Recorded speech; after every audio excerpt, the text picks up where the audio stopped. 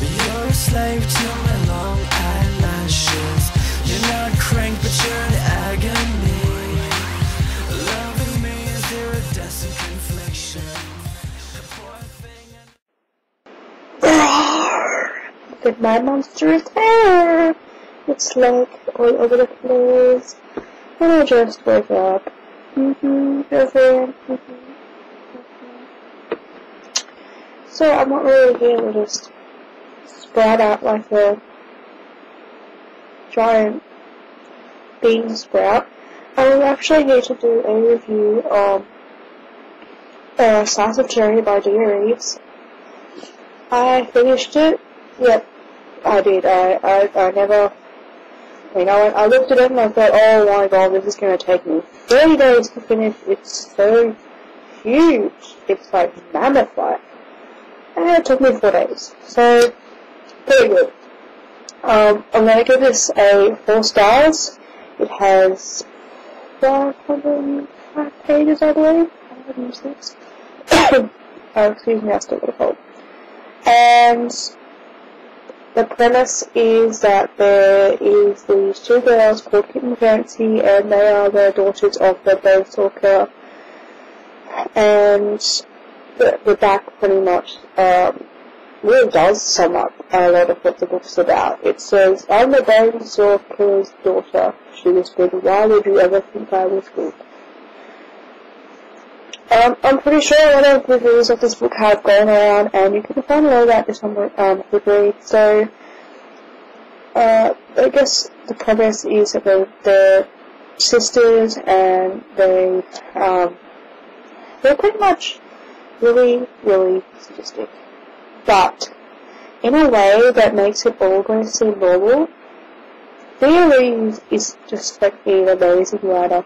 She is just, I love this book so much. Her writing was just mind-blowing. It was so dark and raw and untamed in a way, I guess you could say that. That the girls were murdering people, and I thought, oh, that's cool. That's cool. It's a really interesting way to murder someone. Like, I was taking notes on how to murder someone. It just seemed so normal. And it was to these characters, it was just life. But then down the track, the young girls, so life seems to start picking up a little bit, and they find love, and then things change the relationship between the sisters changes. And I thought this book was going to be a lot about, both the characters, really. But it's mainly told in the perspective of Fancy. And I really want to see more of Kit too, because Kit was an interesting character. But you really only saw her most of the time, I guess through Fancy's perspective. This book, however, is not written in first person, it's written in third person, I believe. I'm pretty sure it is. Yeah, it is. But you just get to see a lot of Fancy, and after a while, I wanted to kill her. I wanted to slap that bitch 5 ways to next Sunday, really. Because she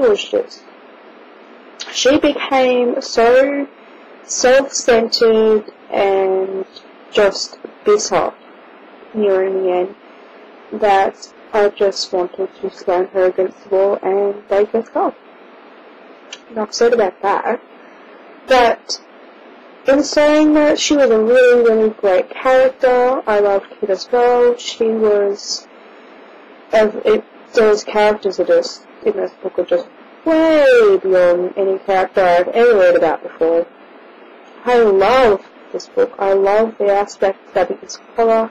This is exactly what I look for when I'm reading my horror books, or one of the things. I like lots of different things. But I write in a very similar style. I'm not saying I write exactly like her, but I write a lot of twisted, conceptual, imagination, provocative, murderous sort of things. So that feature a lot of childhood trauma, so I really easily picked up on it straight away that even with the characters, even without going too much into the characters, when you find out what Gabe's,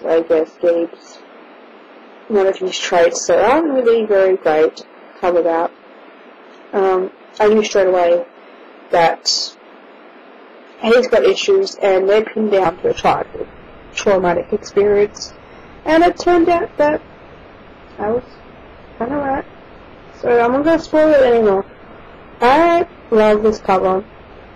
This is my cover love. Like, this is one of my favorite, if not my favorite covers ever. It is stunning. Stunning enough to ruin my laptop. Oh my god. I don't like it anymore.